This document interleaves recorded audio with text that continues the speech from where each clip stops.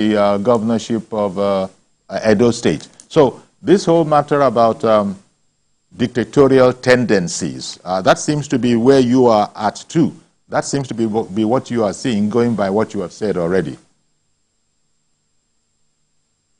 Of course, that's it. It is what it is. The governor has proven to the whole world that he's a dictator, that he does not respect the rule of law. And let me quickly add that I was talking about the chief judge. This is a man that the National Judicial Council recommended 8 persons for appointment as judges. He was even copied by the Chief Justice of Nigeria for him to ensure that these people are sworn in and for him to inform the Chief Justice of Nigeria. Yet, the man keeps collecting money by way of capital votes from the governor. He has refused to tell the governor that there's need for these 8 persons to be sworn in. We have friends who are judges. They complain daily that the 8 vacuums that have been created is such that the workload on the present crop of judges in Edo State is neck-breaking. But this same chief judge, you see him very active in the impeachment Honorable process. Emwanta, because you are a lawyer, Honorable Emwanta, of the Constitution, a desecration of the Constitution. An officer in the Temple of Justice, and your conventions are what they are. So I feel sort of secure. I don't need to advise you on, how to moderate what you say in relation to the bench. The bench is the bench. And people are not given to speaking about the bench anyhow. So, but I take solace in the fact that you're a lawyer yourself. When they drop into the arena, the political arena, we treat them as the way politicians are treated. Because the way he has acted, he has violated his oath, and a petition, of course, is being prepared to the National Judicial Council. We must call a spade a spade. We talk of the executive, we complain about what they have done. The House of Assembly, as a rubber stamp of some what they have done. Then what the judiciary has done, particularly the chief judge, he's just one out of many. And we are saying that we are not comfortable with him. He's acting politically and not judicially. And we must call a spade a spade. And that's Let me bring Benga in. Benga is in Abuja. Good morning to you, sir. Good morning, Mr. Yori, and good morning to the Honorable. Yes.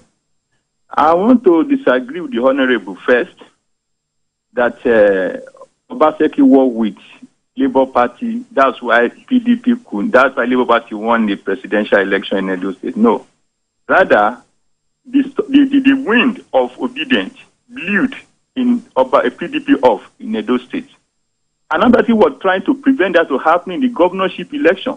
That's why he went to pick a candidate of Labour Party that conducted election. The deputy governor now came to PDP about 7 months ago. When he finished his case, he could not recover, he could not get it at the tribunal. So Obateku he brought the man in, so bred the rank of a Labour Party in Edo State. Obateku knew that what happened in the presidential could happen again in the governorship, and he want to break the rank. Remember that the Akoko Edo side is able to get them under the PDP. So Obateku did not work for Labour Party. Rather, he is trying to make sure that they will to get their vote on his side, because he knows that they did not perform very well. Obateku and Ashaibu did not perform in the last 3 or 4 years ago, and that he could lose the governorship. And that is his political tactics. So I disagree with your colleague that he worked with Labour. No, the wind of obedience was the one that affected PDP. Secondly, I'm surprised that he is talking like this. When Obaseki and Shaibu are together fighting Oshiomhole, this Honorable, I know all the language he spoke against what is his name? Oshiomhole, against APC, defending Obaseki action, defending all they did. So what has come now is a lot of karma paying on him and his paymaster Shaibu, who worked for that time against Oshiomhole. This kind of terminologies I'm receiving this morning. Which one is paymaster? Okay, thank you very much. Thank you very much, Benga.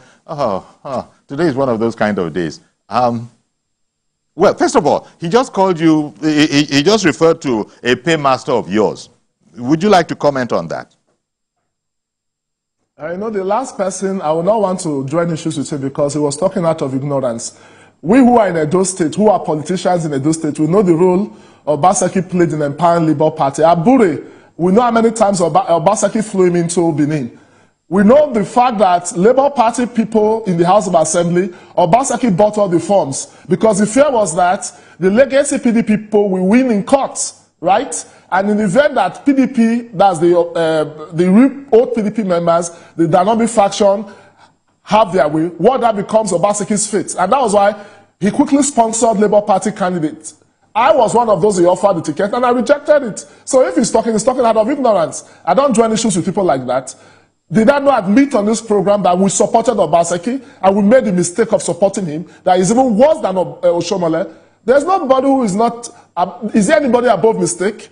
It is a former American president, John Fitzgerald Kennedy, that said, an error does not become a mistake until we refuse to correct it. We made an error, and that's why we want to correct it before it becomes a mistake.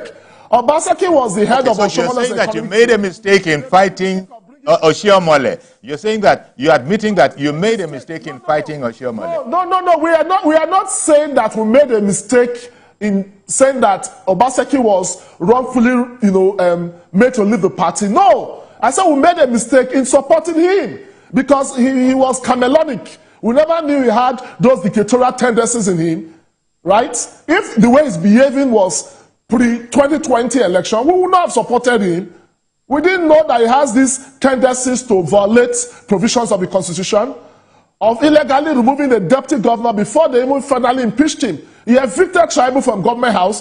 For the past 8 months, the man has not been getting allowances. There's no right way to do the wrong thing. There's no proper way to do what is wrong in law. And that is what we must condemn. I was the one that mentioned earlier that even what Shaibu is going through is because he, at some point, was in cahoots with Obaseki.